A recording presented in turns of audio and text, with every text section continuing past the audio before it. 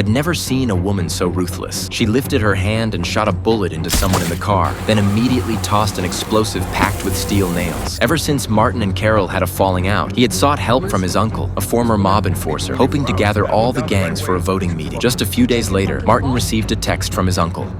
Your uncle wants you to sit down with Conejo.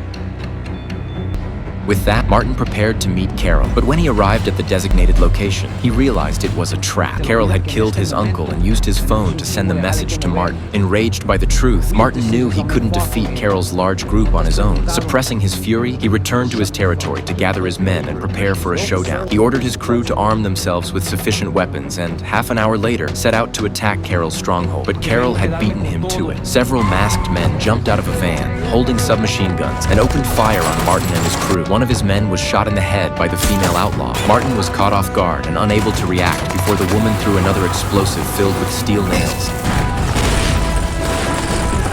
Even more of Martin's men were slaughtered during the encounter. Taylor was gravely injured and captured, leaving Martin alone. He had no choice but to relocate and secure his family first. Then, while in the car, Carol sent him a video showing Taylor being brutally murdered. Driven by the need to avenge his fallen brother, Martin dug up several $1 million he had stashed away, intending to buy weapons and confront Carol in a final battle. But Carol had no intention of following the rules. He found Martin's family, killed his wife, and kidnapped his child. With nowhere left to turn, Martin took his millions to the local crime boss. The boss, showing loyalty, not only refused the money, but also brought his strongest men to help rescue Martin's child. Using their skills, they moved through the shadows, bypassing all sentries, and infiltrated Carol's stronghold. They controlled a blonde woman with a gun, and as soon as the door opened, they fired, killing one enemy instantly. A rapid barrage followed, turning Carol's men into a bloody mess. Fortunately, one enemy survived. From him, Martin learned where the child was being held. He executed the surviving enemy with a single shot. Blending back into the night, they were lucky that Carol hadn't harmed the child. The nanny guarding the child panicked, but Martin reassured her.